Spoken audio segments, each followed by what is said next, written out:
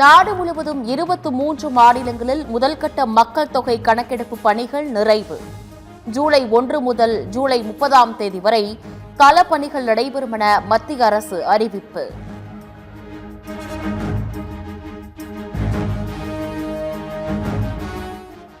தமிழ்நாட்டின் மொத்த கடன் சுமை 13.18 லட்சம் கோடி என தமிழக அரசு வெள்ளை அறிக்கை வெளியீடு. தமிழகத்தில் ஒவ்வொருவர் தலையிலும் 1.29 லட்சம் ரூபாய் கடன் உள்ளதாக நிதியமைச்சர் மரிய வில்சன் தகவல். பொதுத்துறை நிறுவனங்களில் கடன்களையும் சேர்த்தால் மாநிலத்தின் உண்மையான மொத்த நிதிசார் பொறுப்பு 13.18 லட்சம் கோடியாக உயர்கிறது.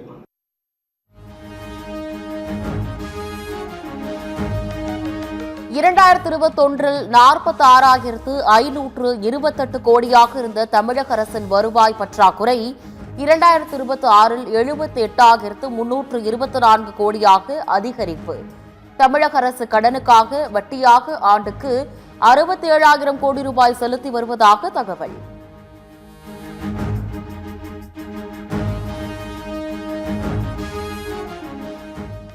கடந்த ஆட்சியில் பல்வேறு துறைகளில் நடைபெற்ற முறைகேடுகளால் அரசின் வருவாய் பாதிக்கப்பட்டுள்ளதாக குற்றச்சாட்டு. முறைகேடுகளை தடுத்து அரசின் வருவாயை அதிகரிக்க நடவடிக்கை எடுக்கப்பட்டு வருவதாக அமைச்சர் மரிய வில்சன் தகவல்.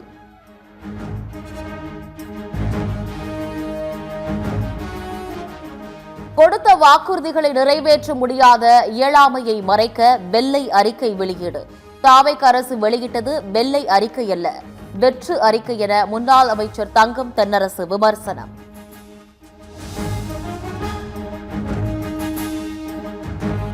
சட்டப்பேரவை கூட்டத்தொடருக்கு முன்னதாக அவசரமாக வெள்ளை அறிக்கை வெளியிட்டது ஏன்?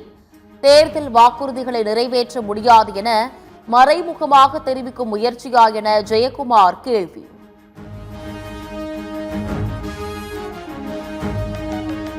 திமுக தலைவர் ஸ்டாலின் தலைமையில் இன்று நடைபெறும் திமுக எம்எல்ஏக்கள் கூட்டம். சட்டப்பேரவை கூட்டத்தொடர் நாளை தொடங்குவதால் அவையில் எழுப்ப வேண்டிய பிரச்சினைகள் குறித்து ஆலோசனை.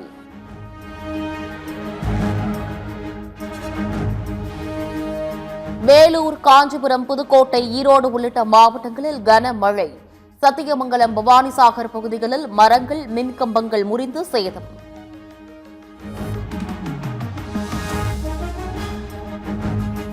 தஞ்சை, நீலகிரி, தேனி, திண்டுக்கல், மதுரை, சிவகங்கை, ராமநாதபுரம் மாவட்டங்களில் இன்று கனமழைக்கு வாய்ப்பு. நாமக்கல், சேலம், தருமபுரி, கிருஷ்ணகிரி, வேலூர், திருச்சி உள்ளிட்ட 11 மாவட்டங்களில் மிதமான மழை பெய்யக்கூடும் என தகவல்.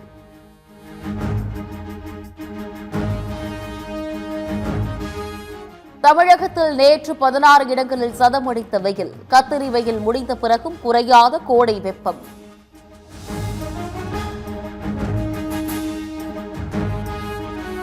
ராணிப்பேட்டை மாவட்டம் சோளிங்கர் அருகே பள்ளி வாகனத்தில் சிக்கி 2 வயது குழந்தை உயிரிழப்பு. பள்ளியிலிருந்து வீடு திரும்பிய மகளை அழைத்து வர குழந்தையுடன் சென்றபோது சக்கரத்தில் சிக்கி உயிரிழந்த சோகம்.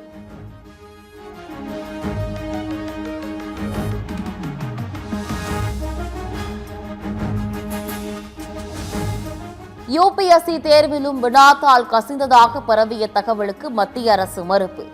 வதந்திகளை நம்ப வேண்டாம் என தேர்வர்கள் மற்றும் பொதுமக்களுக்கு அறிவுறுத்தல்.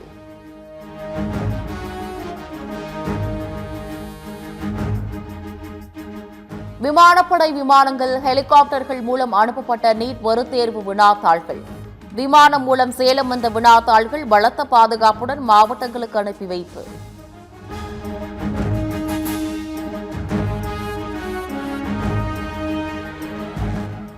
நீட் மறுதேர்விற்காக வரும் 22ஆம் தேதி வரை டெலிகிராம் செயலிக்கு மத்திய அரசு தடை.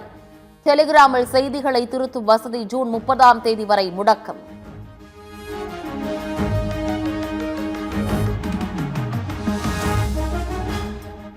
டெலிகிராம் செயலிக்கான மத்திய அரசின் தடை 15 கோடி பயனர்களுக்கான தண்டனை. வினாத்தாள் கசிவு தேர்வு முகமையில் இருப்பவர்களால் நடப்பதே தவிர செயலியால் அல்ல என டெலிகிராம் நிறுவனர் காட்டம்.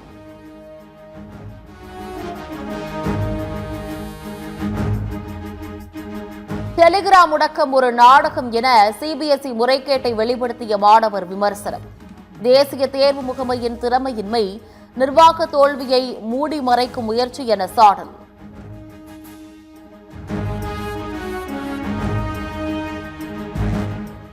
டெலிகிராமுக்கு தடை, விமானப்படை களமிறங்குவதால் எந்த பலனும் இல்லை என காங்கிரஸ் கண்டனம். பிரதமர் மோடி தலைமையிலான பாஜக ஆட்சியில் 90 முறை வினாத்தாள்கள் கசிந்துள்ளதாக கார்கே குற்றச்சாட்டு.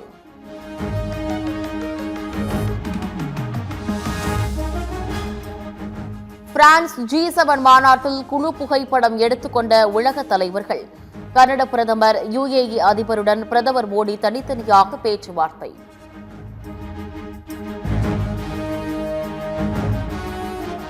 G7 மாநாட்டில் பிரதமர் மோடி, அமெரிக்க அதிபர் டிரம்ப் பரஸ்பரம் நலம் விசாரிப்பு.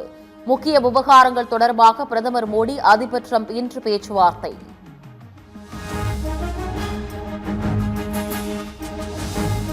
பாகிஸ்தானின் ISI அமைப்புடன் தொடர்புடைய 7 பயங்கரவாதிகள் டெல்லியில் கைது. தலைநகர் டெல்லியில் தாக்குதல் நடத்த திட்டமிட்டது விசாரணையில் கண்டுபிடிப்பு.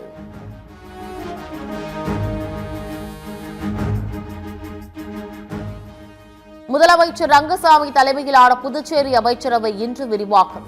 புதுச்சேரி மாநில புதிய அமைச்சர்கள் இன்று காலை 9:15 மணிக்கு பதவியேற்பு.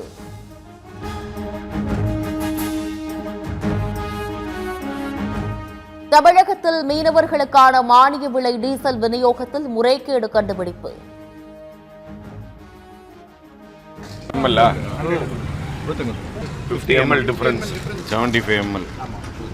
டிஃபரன்ஸ் 60 ml நோட் பண்ணிக்கிறேங்க. 90 ml நோட் பண்ணிக்கிறேங்க. 95 ஆய்வின் போது முறைகேட்டை உறுதி செய்த மீன்வளத்துறை அமைச்சர் ஸ்ரீநாத் உரிய நடவடிக்கை எடுக்கப்படும் என உறுதி.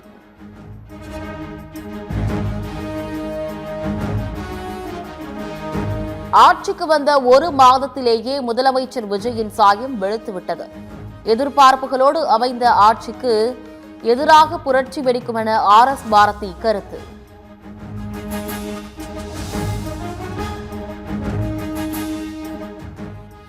அசாம் மாநிலத்தில் 10 வயது சிறுமி கூட்டு பாலியல் வன்கொடுமை செய்யப்பட்டு கொலை.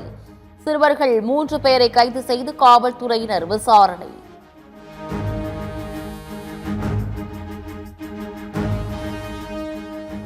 சேலம் தலைவாசல் அருகே கொட்டகை அமைப்பதில் இரு தரப்பினரிடையே மோதல். தாக்குதல் வீடியோ வைரலான நிலையில் மோதல் தொடர்பாக போலீசார் விசாரணை.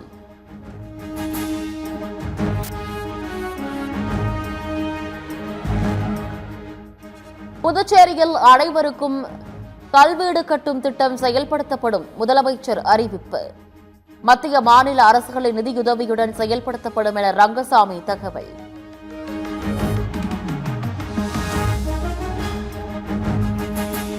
சிவகங்கையில் வீட்டை விட்டு வெளியேறி இன்ஸ்டா நண்பரை சந்திக்க கேரளம் செல்ல முயன்ற 18 வயது இளம்பெண் மீட்பு. மேலூர் பேருந்து நிலையத்தில் இளம்பெண்ணை மீட்டு பெற்றோரிடம் ஒப்படைத்த சிங்கப்பெண் போலீசார்.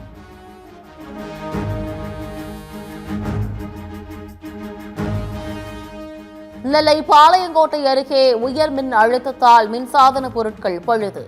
35க்கும் மேற்பட்ட வீடுகளில் TV, fridge, washing machine, AC உள்ளிட்ட ஏராளமான இயந்திரங்கள் சேதம்.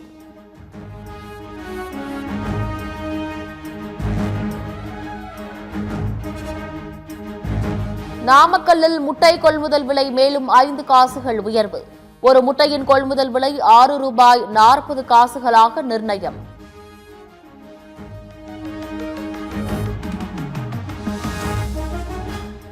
புதுக்கோட்டை திருமயம் தாலுகா அலுவலக நில அளவையர் செல்வராஜ் கைது. நிலத்தை அளவீடு செய்ய லஞ்சம் வாங்கிய போது கையும் களவுமாக சிக்கினார்.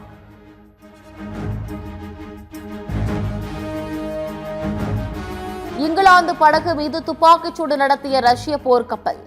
இங்கிலீஷ் கால்வாய் அருகே நடந்த சம்பவம் தொடர்பாக இங்கிலாந்து விசாரணை.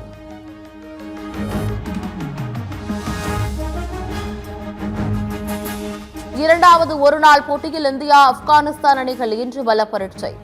இன்றைய போட்டியிலும் வெற்றி பெற்று தொடரை கைப்பற்ற இந்திய அணி முனைப்பு.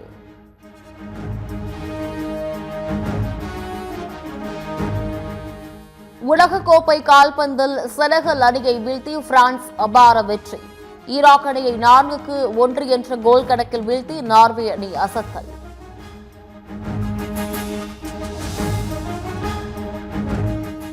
உலகக்கோப்பை கால்பந்து போட்டியின் ஒரே ஆட்டத்தில் உலக புகழ் பெற்ற கோல் கீப்பர். சிறப்பான ஆட்டத்தால் 24 மணி நேரத்திற்குள் 8 மில்லியன் இன்ஸ்டா ஃபாலோவர்களை பெற்ற ஓஹின்சா